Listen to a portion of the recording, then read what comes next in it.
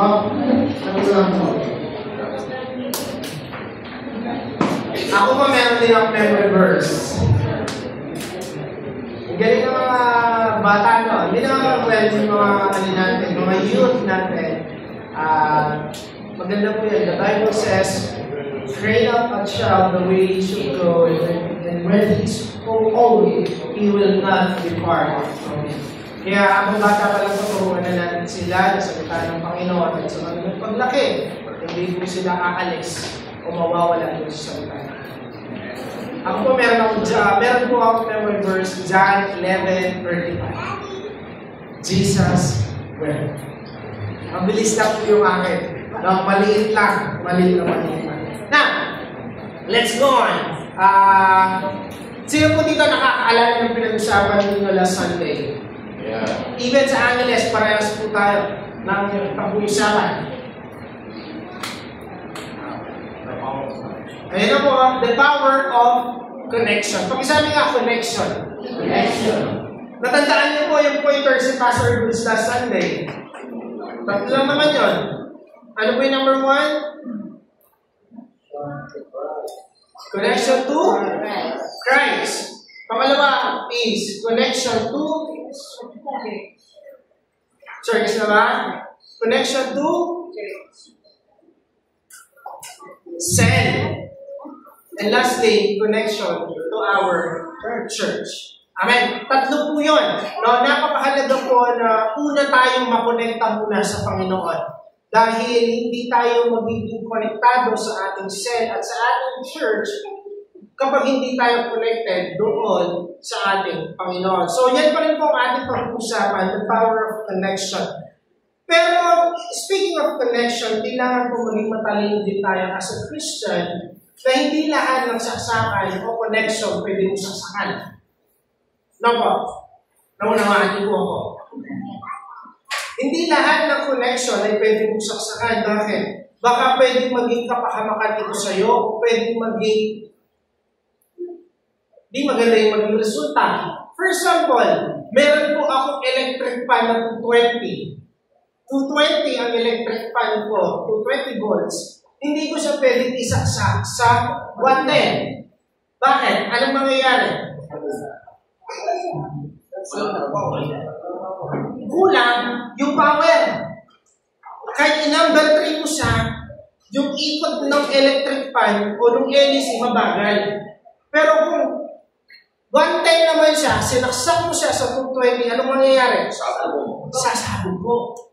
Kaya hindi lahat ng connection o ng saksakan pwede mong saksakan. Alam niyo po kaya maraming Christian napapahamak, maraming Christian lumalayo sa Panginoon, maraming Kristiyano lumalayo sa pananampalataya sa Panginoon.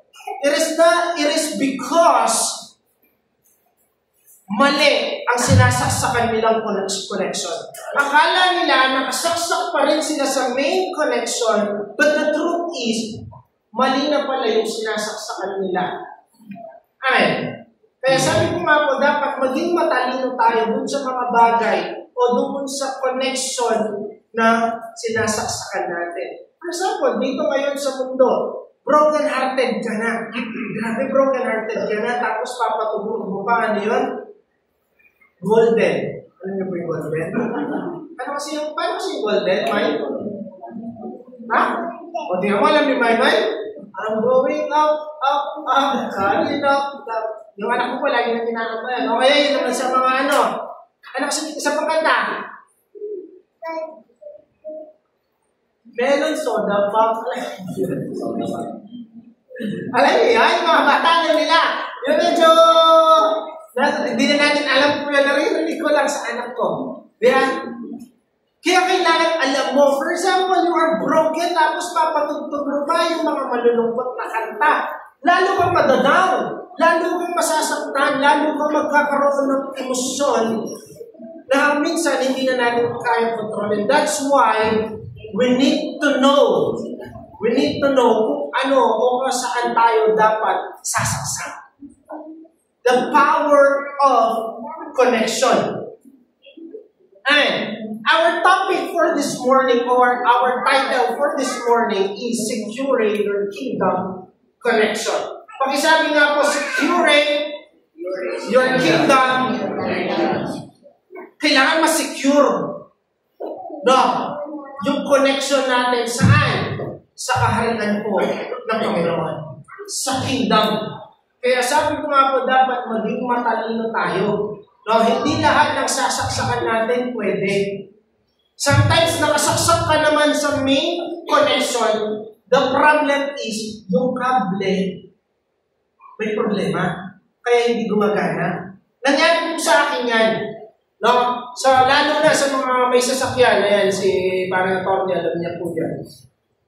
Minsan, madalas, ang nagiging isang sakit ng sasakyan is battery. No? Yes. Battery, kasi ang lifespan po ng isang battery is 2 years to 3 years na, then palit ka na. But sometimes, akala minsan ang hirap ng start ng sasakyan, or minsan din, kahit sa mga motor, i-start mo, ayaw gumana. Ang problema pala, akala mo battery. But may instances na pangyayari po, hindi naman battery ang problema. Alam nyo ano yung problema? Yung connection. Yes. May corrosion. Ano ang Tagalog ng corrosion? Parang kalawa, parang gano'n. Hindi yung battery yung problema eh. Ang battery gumagana, ang sasakyan, ang makina maayos. Ang nagiging problema kung bakit ayaw gumana, yung dalawang connection ng positive at negative, may corrosion. Kaya kailangan mo munang linisin yun, kailangan mo tanggalin yung corrosion para maayos ang battery. Same thing po sa atin. Minsan, o madalas sa ating buhay bilang Kristiyano, alam natin, we are connected sa Diyos. Pero bakit nangyayari ito sa buhay? Bakit ganito ang buhay natin? Hindi natin namamalayan, nawawala tayo, na-lose yung connection natin. Why? Dahil merong corrosion. Merong corrosion na sumisira. At hindi po natin agad-agad namamalayan nun. Unti-unti, sinisira na yung connection, di ba? Kaya madalas hindi umaanda ang mga sasakyan. Amen? That's why this morning, pag-uusapan ko namin is securing your kingdom connection. Kailangan ma-secure po natin. Now, our key verse for this morning is matatagpuan po sa Hebrews 12, verse 28. Ang sabi po dito, kaya magpasalamat tayo sa Diyos sapagkat tumanggap tayo ng isang kahariang hindi nayayanig. Magpasalamat daw po tayo kanino? Sa Diyos. Bakit? Dahil tumanggap tayo ng isang kahariang hindi nayayanig, unshakable. It will not be shaken. Ang sabi po ng English, sambahin natin ang Diyos sa paraang kalubot-lubot sa Kanya, may paggalang at pagkatakot. Now, gusto ko pong mag-focus tayo doon sa tumanggap tayo ng isang kaharian. Since kingdom ang pinag-uusapan po natin, gusto ko pong mag-focus tayo doon sa pagtanggap ng isang kaharian. The question na gusto ko pong tanungin sa inyo sa mga umaga na ito, bakit kayo umaatend ng church? Bakit naglalaan kayo ng oras papunta sa church? Bakit tayo nagsisendro? Bakit tayo nananalangin? Bakit tayo nagdi-devotion? Why are we all doing this? Why are we doing this kind of things na minsan nakakapagod? Ano ba yung natutulak sa inyo? Bakit pumunta tayo ng church? Dahil malamig? Dahil nandun yung kaibigan mo? To worship God? To remain connected. To remain connected? Lahat naman po yan, tama. No, wala pong maling sagot. Kaya wag po kayong mahinyang sumagot. Alam niyo po, ang pinaka-endpoint, why are we going to church? Why are we doing cell grouping? Ba't tayo nananalangin? This one. Bakit ka nagpapagod? Bakit ka naglilingkod sa Diyos? Hindi dahil sa blessing. Yes. Well, partly, kasama po yun. Partly kasama yun. But, yung pinakasukdulan kung bakit ka naglilingkod sa Panginoon is this one. That someday, darating ang oras at panahon, uuwi ka sa tunay na tahanan mo. Let's go na! Let's go! Let's go! Huwag muna! Baka may mga lakas. No one knows. No one knows. Grabe, no, yung sasalubungin ka, tapos ang sabi ng Hebrews, pinaghanda ka ng Panginoon ng isang dining, isang mahabang kainan na lahat ng mga long table, lahat ng mga taong kumilala sa Panginoon nandoon. Nakaputi kang sabi ng word, fine linen robe. You are wearing that kind of robe. White robe. Kaya pala sa mga kumakasal, puting robe ang ginagamit. Kasi kalinisan. Dahil kapag nasa langit ka na, sabi ng Bible, bibihisan ka ng puting robe. Excited po ba kayo pumunta doon? Excited ka na, Mami? Gusto nyo na po? At least kay Lord. Ano man, at least sa Panginoon, Mami. Diba? Gusto ko lang mong dalhin tayo doon sa kaisipan na ang endpoint natin dapat ito. Not the blessing, not the sting or stuff na matatanggap natin. Ito po yun. Ito yung hangganan ng paglilingkod natin kung bakit tayo naglilingkod sa Panginoon. Kaya sabi ng Hebrews, tumanggap tayo ng isang kahariang hindi nayayanig. Right. Maunawaan po natin na merong kahariang naghihintay mo sa atin. Grabe, no? Kaya sabi nga, biro nga ni Daddy Chris, lalo na si Pastor Roots, nakakalala ko sila Diyos, lagi nga po sinasabi ni Pastor Chris when he is alive. Pati lasing, pinapangako langit eh. Lagi niya sinasabi yun eh. Yeah? Sabi nga ni Daddy Chris, nagiging biro. Sige pare, akong bahala. Skies the limit. Why? Pati langit, pati sky. Pinapangako bakit? Kasi lahat ng tao gusto pumunta sa langit. Tanungin mo sila, kahit yung mga notorious sa kulungan, ang endpoint na gusto nilang puntahan langit. Bakit kaya? Nakapunta na ba sila ng langit? Hindi pa. Pero bakit gusto nilang pumunta sa langit? Dahil alam nila sa langit, maganda. Alam nila sa langit, punong-puno ng presensya ng Panginoon. Sino po dito gusto pumunta ng langit? Amen. Yung nagtaas ng kamay lang ang pagpupunta sa langit. Pati yung taas ng kamay, yun yung ano, dapat patibaka eh. Yeah? Kung pwede lang patibaka, punta ka ng langit. Sarap muna, no? Yung makikita mo, lalakaran mo, mga ganito, diamonds, emerald, ruby, lahat ng magagandang bato dito sa mundo, makikita po natin sa at inihanda po yun ng Panginoon sa atin. Sabihin mo nga sa katabi mo, inihanda sa iyo ng Diyos. That's why, kailangan po nating pag-igiin, i-secure yung kingdom connection po natin sa Panginoon. Bakit? Bakit kailangan? Dahil merong corrosion, merong kalawang na pwedeng sumira doon sa connection natin. Sabi ko nga, yung battery ng sasakyan, no? Yung mga nagsasasakyan po, alam yan, even sa mga nagbumotor. Okay naman yung battery mo, kakapalit lang, ba't ayaw gumana? Ngayon pala, yung terminal ng battery, may corrosion. Kaya nag-lose. No po, kaya nag-lose. Kaya dapat i-secure natin. Now, we will talk about 3 things na kailangan po natin maunawaan at tandaan. What are the levels of our kingdom connection? Ano nga ba yung tatlong kingdom connection na kailangan po nating maunawaan? Una, pakibasa po. Positional kingdom connection. Positional kingdom connection. Kailangan pa maunawaan natin itong una na to. No, mamaya po kasi pataas ng pataas niya level eh. No, from bottom, pataas ng pataas yan. Hanggang makarating po tayo doon sa inaasam nating langit. Lahat po ba tayo dito? Inaasam langit. Amen.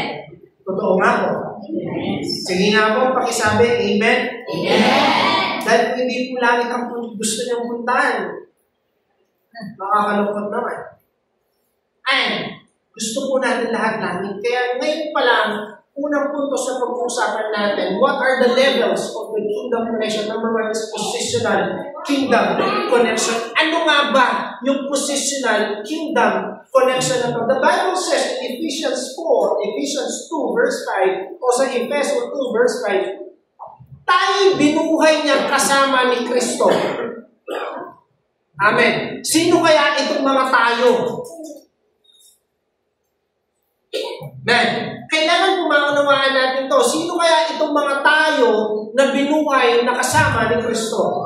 Ang sabi po niya, tayo binuhay na kasama ni Kristo noong tayo yung mga patay pa dahil sa ating pagsuway.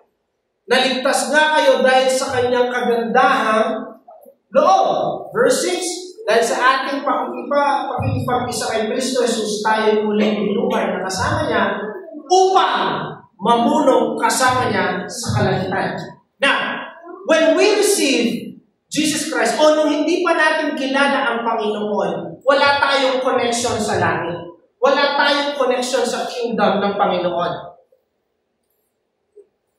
Kanino tayo connected? Pag hindi tayo connected sa Diyos, kanino po tayo connected? Kay Santa Claus? Siyempre, kung hindi ka connected sa Diyos, connected ka sa kalaban ng Diyos. Ganun ang buhay natin dito. Kaya nga sabi dito, tayo'y patay. Tayo'y mga patay saan? Sa pagsuway sa mga kasalanan. Nung hindi pa natin kilala ang Diyos, puno po tayo ng kasamaan. Puno tayo ng kasalanan. Namumuhay tayo sa kasalanan.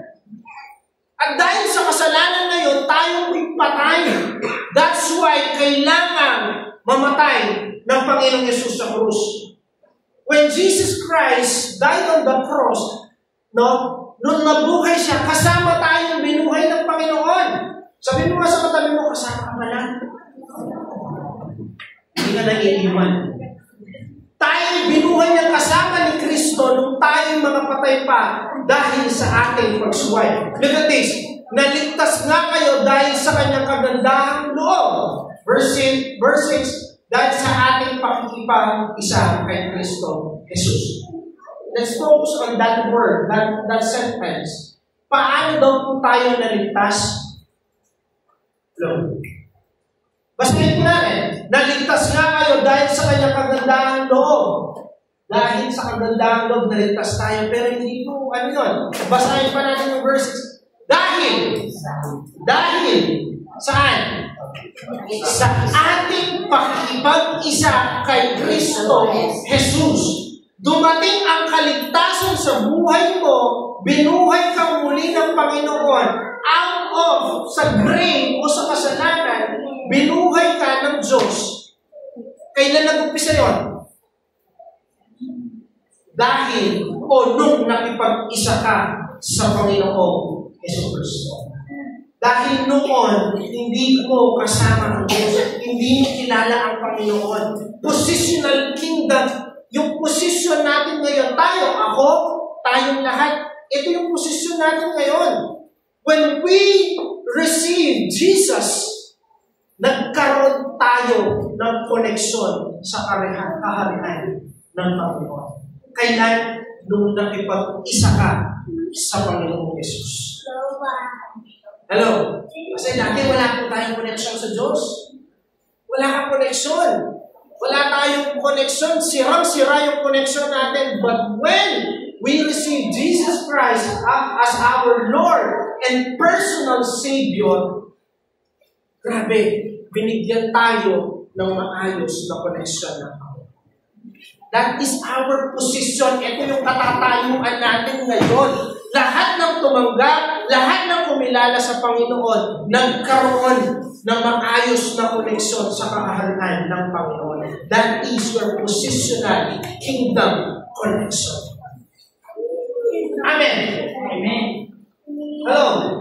Kaya when Jesus Christ died on the cross, look at this. Ang sabi po ng Marcos 15:37, ang sabi na doon, sumigaw ng malakas si Jesus at pagkatapos ay nalagutan ng hininga. Ito yung namatay na ang Panginoong Jesus.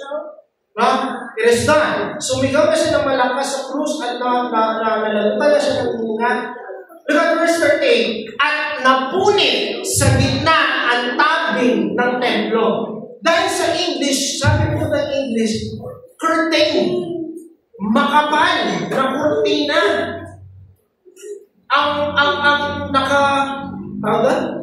kaya ka pa makasalabat. Nakatabing doon sa banal na templo, palabas. Kaya hindi ka basta pwedeng pumasok doon. You will die. It's a holy place. High priest lang ang nakakapasok doon. It's a holy ground. Grabe po. Kaya when Jesus Christ died on the cross, napunit yun. From bottom or from top to bottom, napunit yun. It signifies our kingdom connection. Malaya ka na. Dati po kasi sa Old Testament, kung babalikan natin ang Old Testament, bago ka makapanalangin, bago ka makapaghandog sa Panginoon, ang daming seremonyang gagawin. Kailangan mo pang pumatay ng kapitbahay, kakanabahay. Kailangan mo pang pumatay ng mga tupa. Kailangan mo pang maghandog ng tupa, yung dugo ng tupa na yun, kailangan iikot mo pa doon sa templo, ihahandog mo yun. Ang dami pong seremonyang nangyayari. But when Jesus Christ died on the cross, yung curtain from head, from top to bottom na ulit. Kaya yung connection po natin sa Panginoon, direkta na. Paano mangyayari yun? Paano mangyayari yun? Makipag-isa ka sa Panginoon. Hello? Come on. Makipag-isa po tayo sa ating Panginoon. Nag-start lahat ng connection po natin kapag nung nakipag-isa na tayo sa Panginoon Jesus. And kaya dito nasa makikita po natin ang posisyon ng ating koneksyon sa Diyos, sa kaharian ng Diyos, ay nakabase kung paano kalalim ang inyong personal na relasyon sa atin.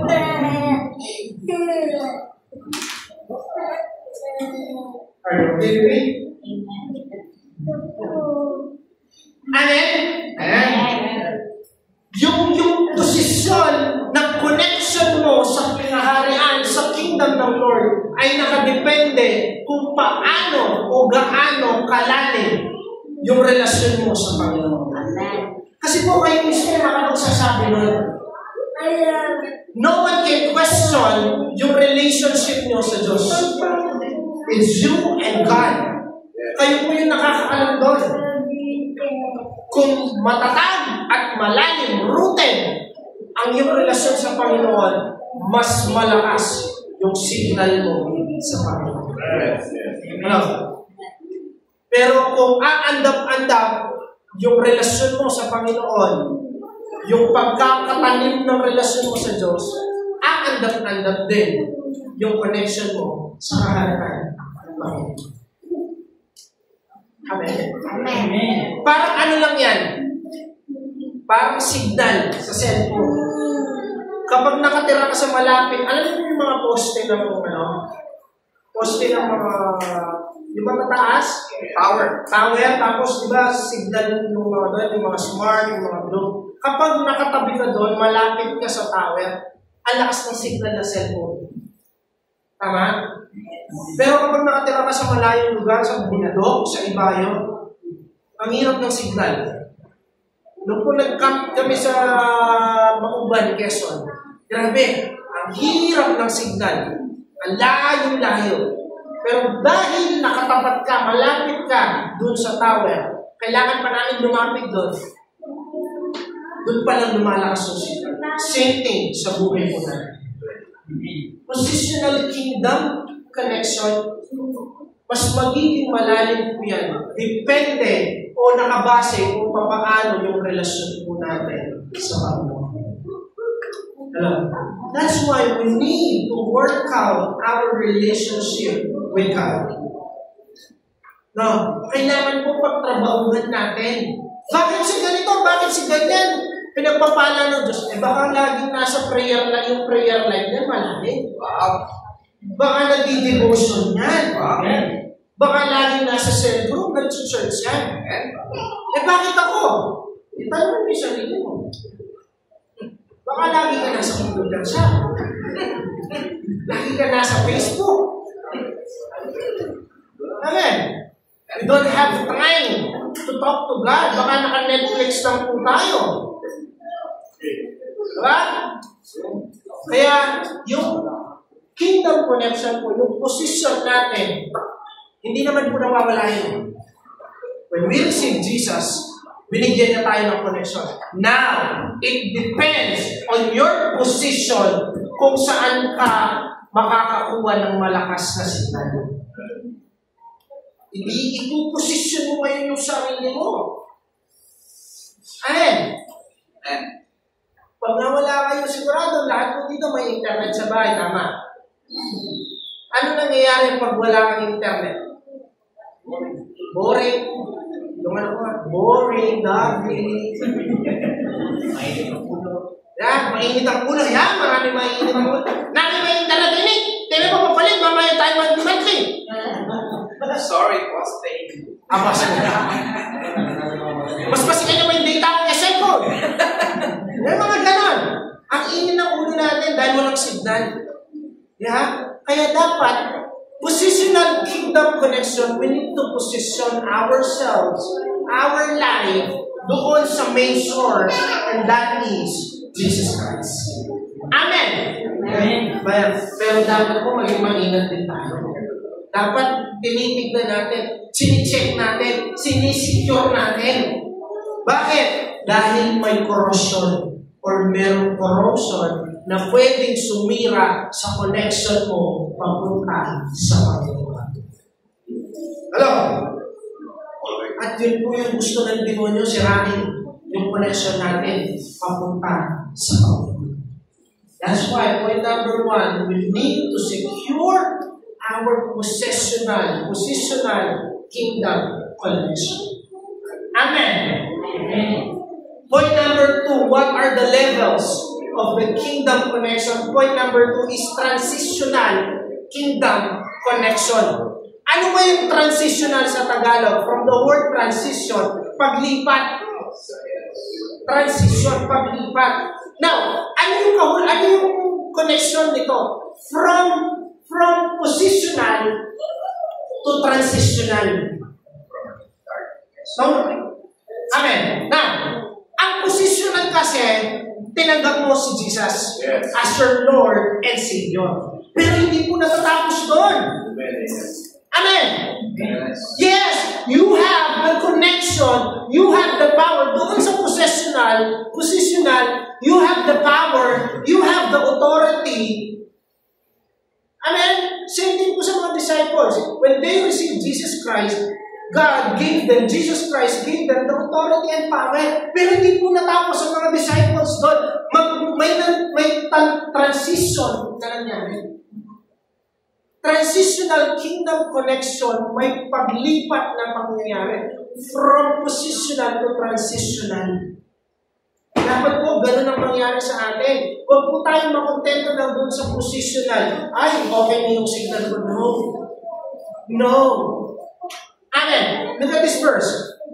Hebrews 12:28. Ang sabi po ng Hebrews 12:28, kaya magpasalamat tayo sa Diyos sapagkat tumanggap tayo ng isang kahariang hindi nayayanig. sambahin natin ang Diyos. Look at this. Ang sabi po dito, sambahin natin ang Diyos saan? Sa paraang kalugod-lugod sa Kanya. Ang gusto pa lang ng Diyos ay yung pagsamba kalugod-lugod. Hindi po tayo natapos dun sa positional na, yeah, I receive Jesus Christ as my Lord and Savior, then I'm done. It's a big no. We need to serve God. From tinanggap mo lang siya, yes, you have your connection. Amen. Pero huwag kang makontento dun sa connection na lang na yun. Dapat mag-transition ka. Ano? Anong dapat natin gawin? Sambahin natin ang Diyos sa paraang kalugod-lugod. Kaya yung mga disciples ko, when Jesus Christ called them, naniwala sila sa Panginoong Jesus. That's the positional na nangyari. But, hindi po natapos ang mga disciples doon. When Jesus Christ died, naiwan ang mga disciples, hindi sila nagpatuloy doon sa positional na paglilingkod na. Ano nangyari sa kanila? When the Holy Spirit comes, nag-evangelize sila, nag-disciple sila, nagkinalat nila yung gospel, even hanggang kamatayan, hanggang nakarating ang gospel sa kanila. From positional to transitional, dapat po tayo na mga nandito, huwag po tayo makontento lang doon sa una. You have your connection, but kailangan mag-serve tayo sa Panginoon na kalugod-lugod sa Kanya. Paglingkuran po. And how can we serve God? Paano? Alam naman po natin ang gusto ng Panginoon. Anong gusto ng Diyos? Yung tithes mo?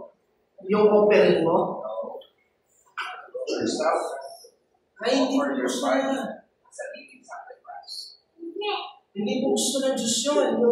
Hindi naman kailangan ng Panginoon yun. You know what? Inaasam-asam ng Panginoon. Bunga. Cycle. Kaya from positional, tinanggap mo si Jesus, okay na ako. No! You need to transition. Kailangan mo mag-transition. Ano yan? Maglingkod ka ng kalugod-lugod sa Kanya ng pagpaggalang at pagkatakot. Ay, matanda na ako para dyan. No. Ay, bata pa ako para dyan. Hindi po gano'n. Ang Diyos wala pong kinikilala kung bata ka o matanda ka. Kahit ba ito, kaya niya utusan para maglingkod sa Kanya. You can do it. Si Mami, kapag nagtitinda, alam mo ba, mahal ka ng Diyos. You are serving God kalugod-lugod. Amen. Malay mo ba yung nasira ni Mami kapag nagtitinda? May problema. Pero nalaman niya na mahal siya ng Diyos, nagkaroon ng pag-asa. Amen. Sa trabaho mo, sharing the Word of God. Si Diyos, nakakita ko po sa trabaho niya. Even you, sa mga schools. No? Sa family, ang dami po. Kaya hindi tayo mauubusan. Hindi tayo mauubusan na pwedeng sharean ng salita ng Diyos. At sa ganung paraan, mas lalong lumalakas ang connection natin sa Panginoon. Amen?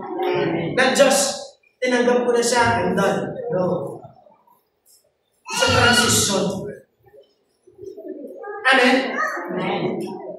Kailangan may paglago. Kaya sabi ko na 1 Corinthians, look at this verse. 1 Corinthians 13:11. Noong ako'y bata pa, ako'y nagsasalita, nag-iisip, at nangangatwirang tulad ng bata. Tama naman. Bata ka eh. Tama? Amen? Kaya lang yung mga bata ngayon, mas magaling pa sa mga nanay nila. No? Alright. Noong ako'y bata pa, ako'y nagsasalita, nag-iisip, at nangangatwirang tulad ng bata. Ngayon, ako'y mayroon ng sapat na gulang katanda na. Iniwan ko na ang mga asal ng bata. Ang gustong sabihin ni Pablo dito sa Corinto, May transition na nangyari. Yes. Amen. Amen. May transition. Same thing sa atin. Huwag lang po tayo manatili doon sa katuruan na kilala lang natin si Jesus. Who is Jesus? Lord and Savior. I'm done. Yes, tama naman. But huwag po tayo manatili doon. Kaya sabi din ni Pablo, iwan mo na yung mga katuruan iwan mo na yung katuruang pambata. Dapat lumalago. May transition po na nangyayari at ito yun. Serve God. Yung accepted niya, sabi ng English, calibration. And how can you serve God? Ang gusto lang naman po talaga ng Panginoon is calibration. Sharing the Word of God. Amen? Sa ganung paraan, mas lalo po natin pinampalakas o mas lalong lumalakas yung kingdom connection natin sa Panginoon. From this to this, papunta ka doon sa pinakataas. Sabi ko nga po dito, look at this. Do something while waiting. Amen. Lahat po tayo hinihintay natin langit, tama. But habang hindi ka pa pumupunta sa langit, gumawa ka muna. Magtrabaho ka muna. Amen. Sino po dito naglalaba? Amen. Amen. Matalakas na inan ni mga kapatid. Tara, inan na.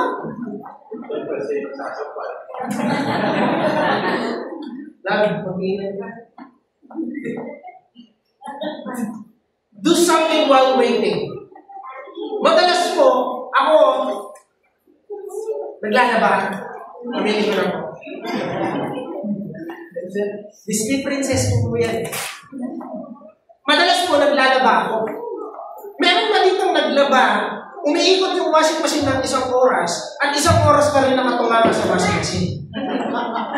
Meron po gano'n? Binilang mo yung ikot niya pa left, binilang mo yung ikot niya pa right. Kalma lang po nito, duling na siguro. Isang oras yun, di ba? Tama, isang oras po yan, 60, may 30. Isang oras po.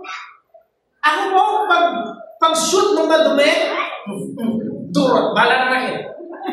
Anong gagawin ko? Yeah! I'll do. Yeah! Come on!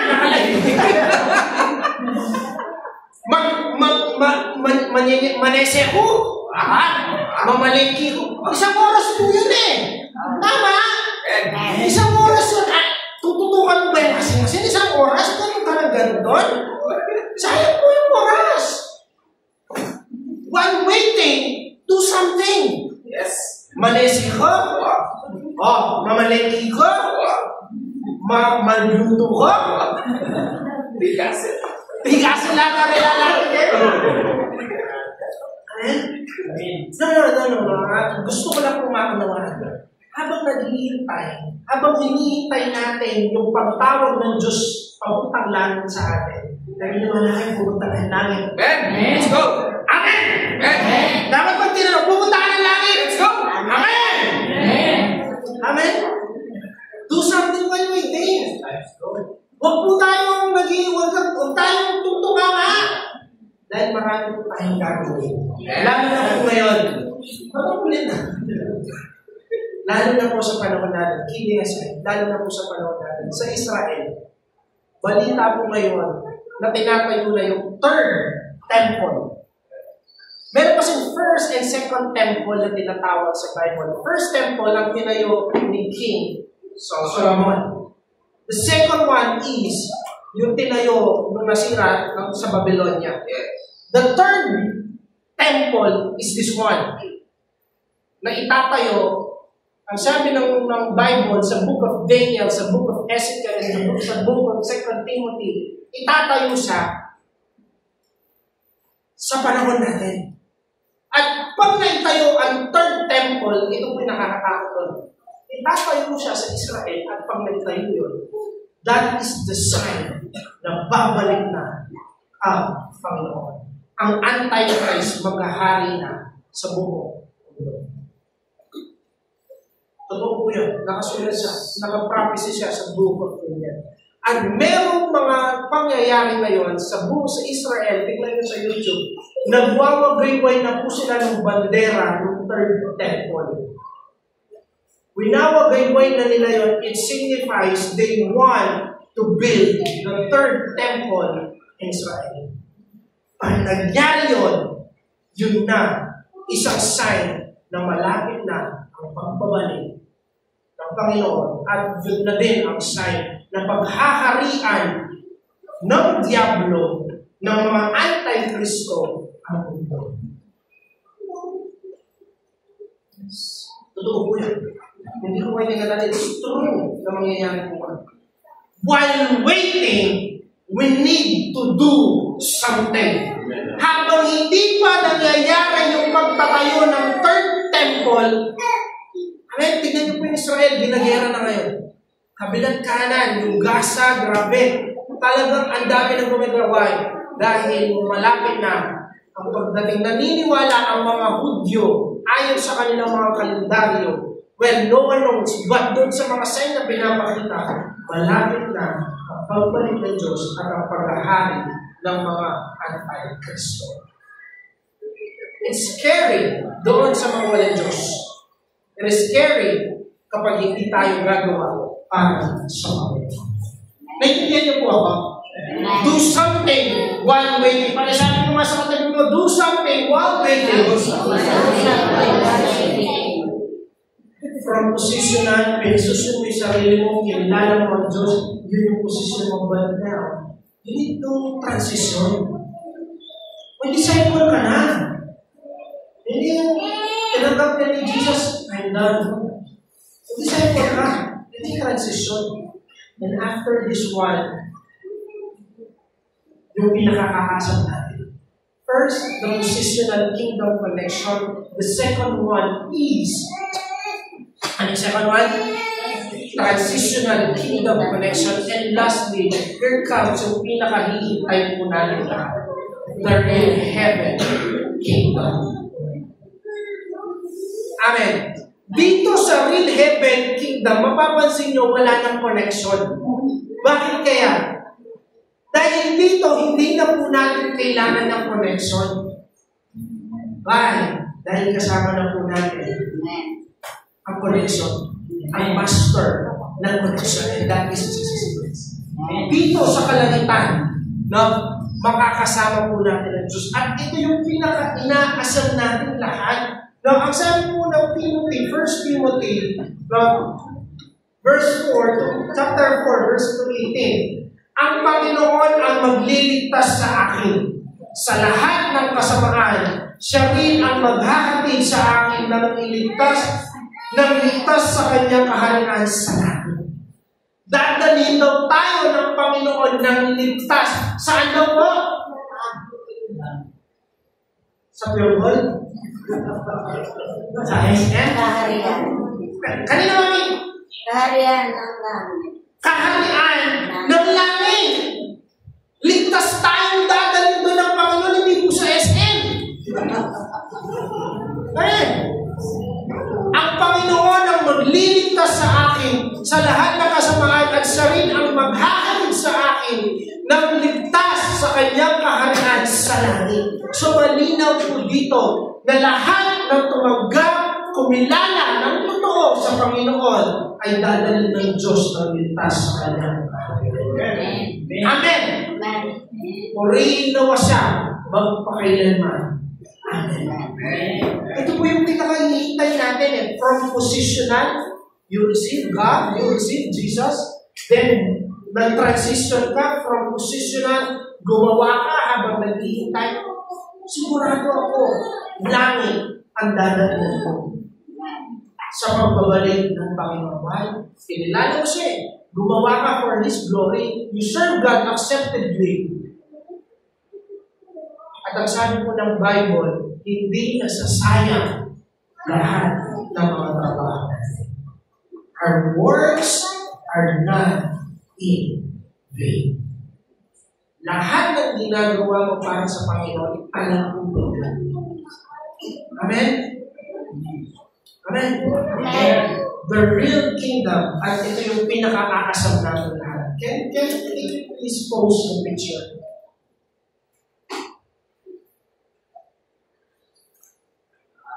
Pakisabi niya ako, well done. Well done. Well done. Faithful servant. King James po yan, pero sa English, well done, my good and faithful servant. Amen. Grabe po yun, no? Yung connection mo sa Diyos, it starts in the position na tinanggap siya. And you work hard for the kingdom of God. At dadalhin ka ng Panginoon doon sa kaharian na kasama mo siya. Kasama mo yung tunay, yung master ng lahat ng connection. And that is Jesus Christ. The Bible says, well done, my good and faithful servant. Ang sarap pong marinig nun, no? Grabe, pag marinig mo yun. Ako po, pag nababasa ko po, sabi ko, Lord, I want this one. That someday and one day, you will say to me, well done, my good and faithful servant. Dahil sa langit, ang sabi ko ng Bible, yung senses natin, buhay. At sa langit, wala nang iyakan. Sa langit, wala nang kasakitan. Kung dito sa mundo, puno ng kapighatian, ng suffering, ng struggle, sa langit, wala nang po. Amen? Makikita na natin kung gaano kagandang lalaki ang lumikha sa araw. You know? At papatungan ka niya ng corona. Ganda, my good and faithful servant. That's why we need to secure our connection. No, lalo na po sa panahon natin, ang dami na po namamatay. Hello? Ang dami na po namamatay sa panahon natin ngayon. O doon lang, may nakaburol. Kaya kayo po kami nakadaan na may nakaburol doon. Yung mga likod na ng Diyos, kinukuha na niya isa-isa. Yung sa Facebook, what's his name? Charlie Kirk. Kailan lang, si Pastor Ato, na Mayabang. Isa-isa. Friend, we don't know kailan tayo kukunin ng Panginoon. Do not know. Pero kailangan po is masecure natin yung connection natin sa kaharian ng Panginoon. Amen? There will no longer battles or struggles, no more pain or sufferings in God's kingdom. Wala na po. Wala nang kapighatian, wala nang struggle, wala nang pain. Lahat tayo nakakaranas ng pain sa mundo nito Sakit. Pag-struggles, mga problema na minsan ang bigat na hindi na natin minsan maunawaan. Tsagaan mo lang. Lakasan mo lang ang paglapit sa Panginoon. Time will come. There will no longer battles. There will no longer struggles. No more pain or suffering in God's kingdom. That would be, sabi ko dito, that would be a place for joy and rejoicing with our great shepherd. And be there. Amen. Pumunta ka doon. Sabihin ko sa katabi mo, pumunta ka doon. Be there. Do everything to be there. Gawin mo lahat ng makakaya mo. Huwag kang titigil. Huwag kang mapapagod. Huwag kang susuko. Do everything to be there. Because that is our end point. Kung bakit tayo nandito, bakit ka naglilingkod? Because you want to go there and be there. Do everything to be there. Why? Because that is your destiny. Yun destination mo. That is where you are destined to be saan? Sa kaharian ng Panginoon. The Bible says, welcome, my good and faithful servant. That's why we need to secure our kingdom connection because we are kingdom citizens. Naniniwala mo ba kayo? Amen. We are kingdom citizens.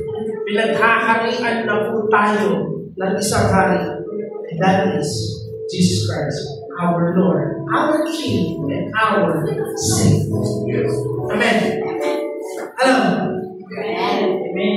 Tatlong bagay na kailangan po natin tandaan. Connection, what are the 3 levels? Number 1, positional kingdom connection. Number 2, transitional kingdom connection. And lastly, the real heavenly kingdom. Kasama po natin ang ating gusto niyo po ba yan? Gusto niyo ba yan? Come on, let's bow our head. Kumain po tayo lahat. Let's bow down our head.